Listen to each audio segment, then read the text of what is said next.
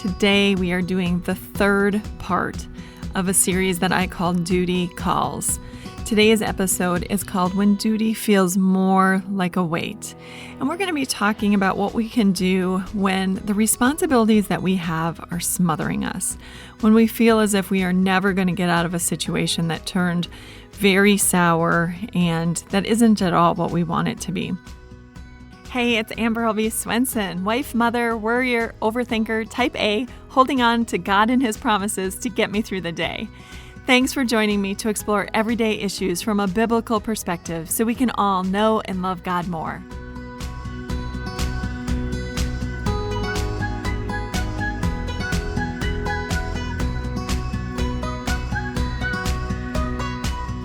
We're going to take a look at it from two separate perspectives. We're going to look at it from the employment perspective, or the extracurricular activities, or the school, or the things that we have in our lives that we really feel called to do, but it's just not working out. And we're going to do it from the family perspective, because the way that we approach them will be very, very different.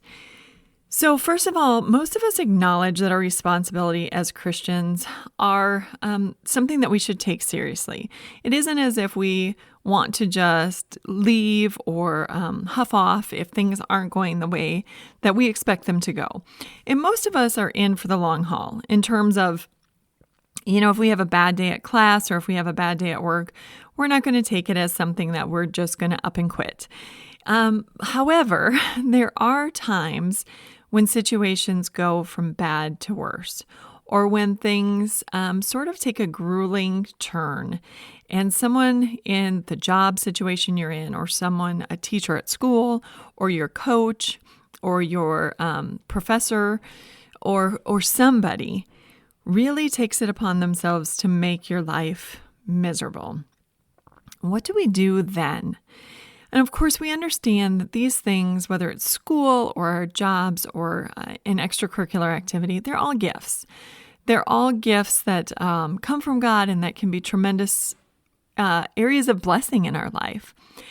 And we'd like to think that if we do things well, whether we're a good employee or we put our time in and we're doing everything we can at school to get the grade, or if you're in a play and you're doing whatever the director asks you to do and you come with your lines learned and you're there to work hard, we tend to think if we do that, then we should be treated well, right? We should pretty much earn the respect of those around us, and they should like us and help us and want to be around us, but that's not always the case.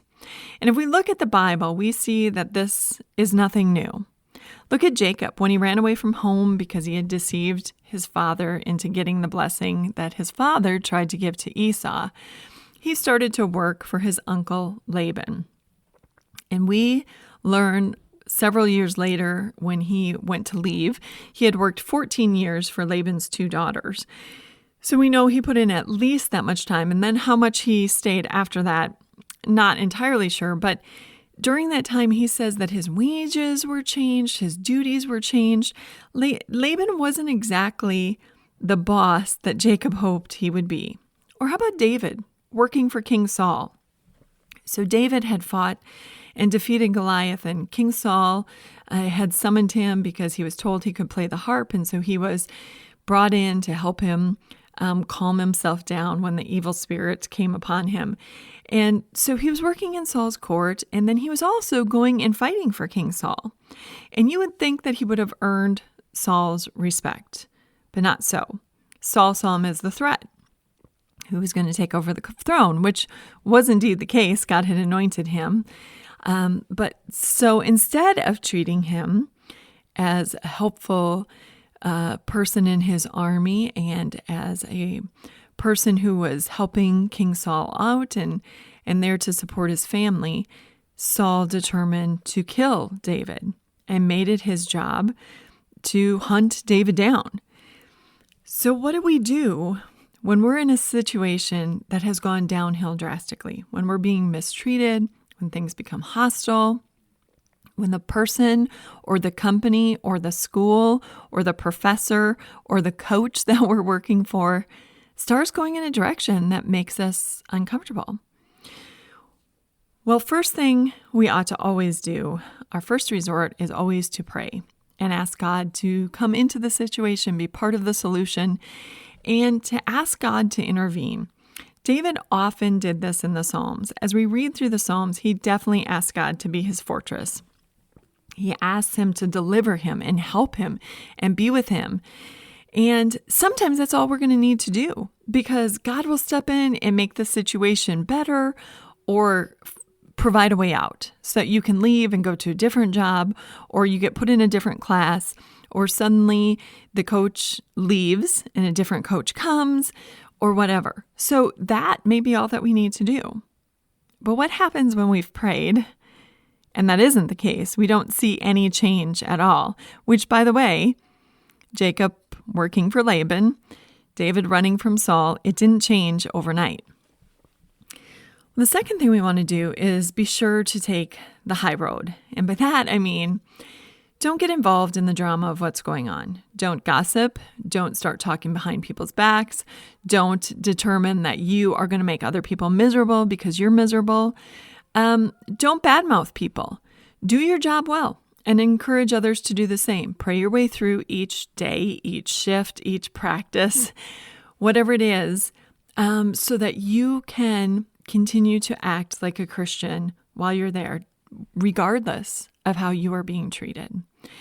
And then, of course, we're going to pray for deliverance, because we're in these situations that really are hard to get through every minute, every hour sometimes. So we want to be sure to pray that God will deliver us in his time and give us the strength that we need in the meantime.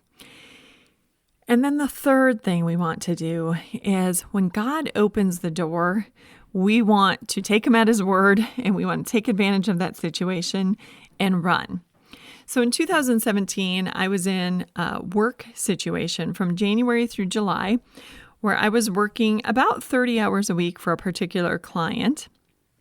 And my hours were really sort of stressful. I started at 4 a.m. I worked till 10 with this particular person, and then I had 2 other clients, so I'd come home around 12:30 each day. So I was putting in a full day's work by noon. And the client that I worked primarily with was not a very kind woman. She was demanding, she was mean, she was aggressive, she was belittling, and she had a way of making me feel terrible and as if I wasn't good enough, or it was a very difficult work environment. And I remember praying and feeling so stuck. Like, how do I even get out of this? Where is the freedom going to come? How am I going to get out of this work situation? When is the end going to come? And in July, in a 1-week span, it became very clear that I was going to have to leave immediately. A moral corner was cut that I couldn't participate in, and I had absolutely no option morally except for to quit immediately. And that's exactly what I did. I conferred with a couple of trusted friends. I asked them what they thought I should do when they came back and said, Amber, you cannot be part of this. Even if you are part of this, there can be legal repercussions down the line, and you really need to get out. So I quit immediately. I went in, I talked to my boss. I said, I can't do this anymore. I have to leave.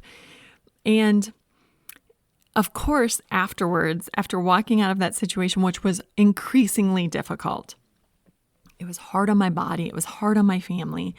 It was hard just emotionally to get through the day. After getting out of that situation, suddenly the second thoughts kept coming. Things like, well, what am I going to do without that money that we were making, that I was bringing in? And I was going to miss certain aspects of the job. The people who would come in that I would relieve of their shift, and then the next person who would relieve me, you get to know those people and you get to enjoy them and like them. As those thoughts started coming into my head, I made a point of saying to God, you have opened the prison doors. I will not long for the prison that you just brought me out of. Because so often don't we do that? Or we even have a chance to get out of the situation. So there's an out. You can quit the team. You can see that this is not going in the direction that you really think it should go. And you really see that it's not in your best interest to stay. And you get the out. Sometimes we're too scared to take it. Sometimes we worry about what we'll give up and what we'll miss if we're not in that situation. And all I can tell you is this, that when I left that position, God did not forsake me. He pulled out all the stops. He provided for me in absolutely miraculous ways. And I was able to get some rest. I was able to turn things around. I took on a client that I really, really enjoyed at a very important time. The client that I took on at the time ended up dying within 2 months. And so I was able to give that client a lot of time and pour into him. And it just ended up being, I could see God's hand in it. So as we get to the point of deliverance, it's so important that we jump and we take that route of deliverance instead of being afraid and staying back and remaining behind the prison doors. We'll be back with this episode in just a minute, but first I want to pass along something that might help your faith journey. What if mothers in the Bible could give you advice to help you on your parenting journey? That's the premise for my book of Bible studies titled Bible Moms, Life Lessons from Mothers in the Bible. Former Wisconsin Lutheran Seminary President Armin Panning reviewed Bible Moms and had this to say about it. Quote, with the book written for women, I was obviously not the intended audience, but I found the volume very edifying nonetheless. I have no doubt it should prove even more instructive and encouraging for the intended readership, unquote. During COVID, my Bible studies via Zoom kept me going. This book is perfect for a mom's group and our featured resource this month. Older women, this would be a perfect time to get a mom's group together and share your insight and encouragement with moms who are in the trenches right now. For more information, go to AmberLBSwenson.com. Back to today's episode.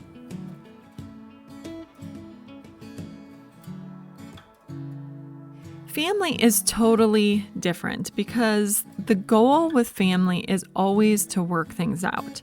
There's not an out that you necessarily want to take and keep. That's not the goal anyway. There might be periods of separation from certain people in our family that just needs to happen. If there's an abusive relationship, of course, that's the only way. And there are other times when relationships get so hostile that it absolutely is not in anybody's best interest to continue on.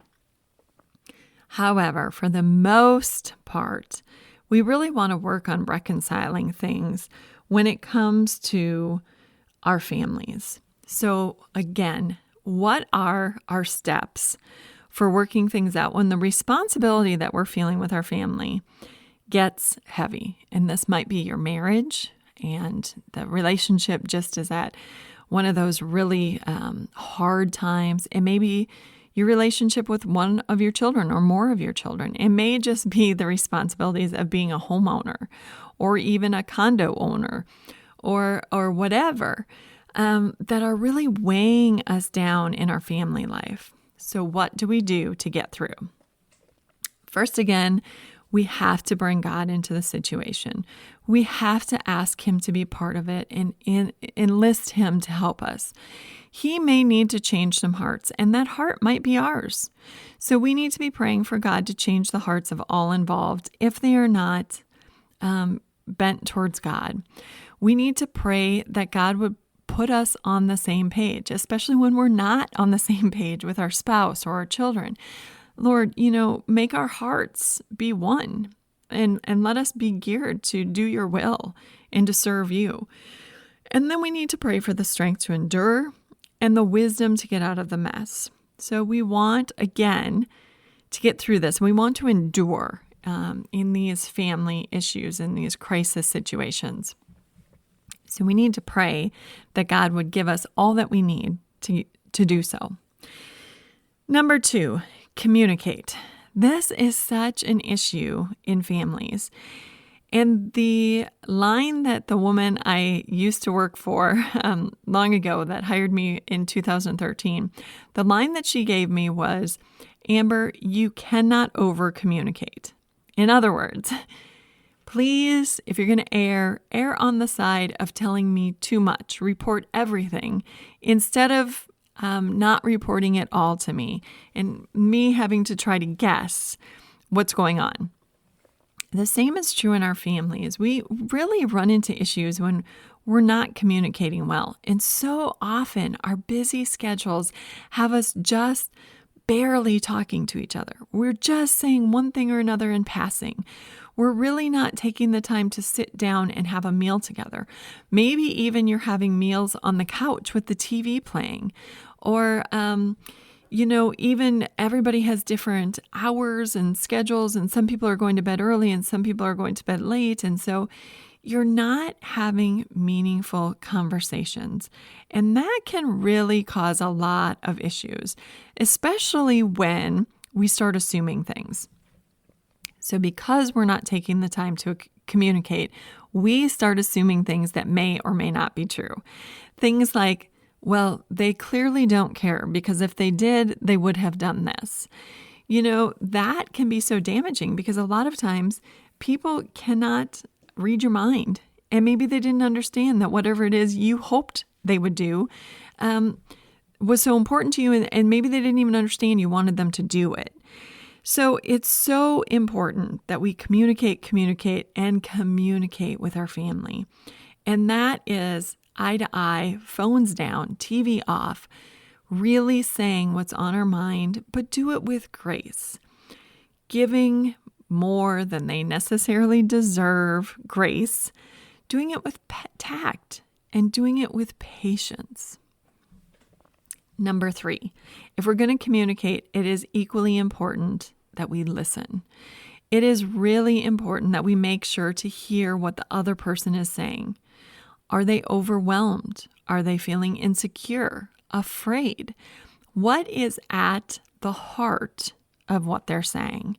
So as we listen, we are going to see what's going on inside their heart, and then we can act accordingly. We can fulfill what they need help with, or we can help them come to terms with whatever they're feeling in terms of anxiety or insecurity. It's so important that we really listen. And again, I cannot stress enough how important it is to put the phones down, to turn off the radio or the iTunes or the TV or whatever is going on in the background, and to give each other undivided attention. And number 4, remember your spouse and your children, your sister, your brother-in-law, whoever it is you're having an issue with. They are not the enemy. You have an enemy, but it is not them. We're told by the Apostle Peter that our enemy, the devil, roars around like a lion seeking someone to devour. Our enemy is Satan and his evil army. So the person that you are struggling with is not the enemy. And when we recognize that, we're going to treat them differently. We are going to treat them as another redeemed child of God. Even if they are not a believer, they are someone that Jesus went to the cross to pay for their sins. So when we recognize that this person we're struggling with is not the enemy, we can change our prayers. We can ask God to put love in our hearts for them. We can ask God to help us to communicate with them well. We can ask God to bend our hearts to make a way to get along with them and to have a peaceful relationship with them. And as we do that, things should, at least, as we're working on it, and as God is hopefully softening their heart along with ours, things should hopefully in time get better. And of course, I'm going to reiterate that there are times that you need to separate for a time. There are times that you just need to have a season where you maybe don't talk. You don't spend every Christmas together. Maybe you need to have a break from having Easter together. And that's okay. Later on, that time can heal things. And you just have to put it in God's hands. He knows, and He can work in everybody's lives involved. Brittany Moses said, God will let you walk into uncomfortable situations where all you can do is rely on Him. Don't be anxious. He's about to show you He is faithful. When we're in the struggles, that is the one thing that we have to rely on, that God is there in the struggle with us. In Isaiah 41, we read, "So do not fear, for I am with you. Do not be dismayed, for I am your God. I will strengthen you and help you. I will uphold you with my righteous right hand."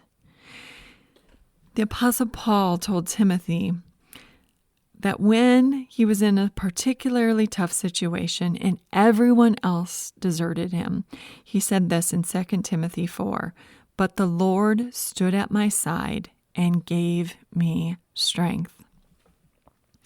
As you get through these situations and you look back, you will be able to see that God was there with you. He was comforting you. He was opening up doors. He was strengthening you. He was refining you. He was helping you to be a different person, a stronger person, a more loving person, a more patient person. He was helping you to grow spiritually. That doesn't make it easy. All growth, a lot of growth anyway, is hard. It's hard work, but that doesn't mean that it won't be worth it in the end.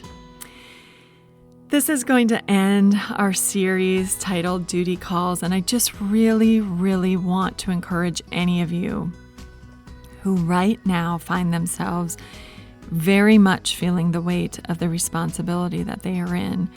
I want to encourage you that God is there with you. Continue to pray. Continue to find your strength in Him. Reach out to a godly person who can pray you through the day with you, who can send you little encouraging texts or emails. And don't give up, because eventually when the time is absolutely perfectly right, God will open a door in a way and deliver you from what you are struggling with. This has been Little Things, because in God's kingdom, the little things are the big things.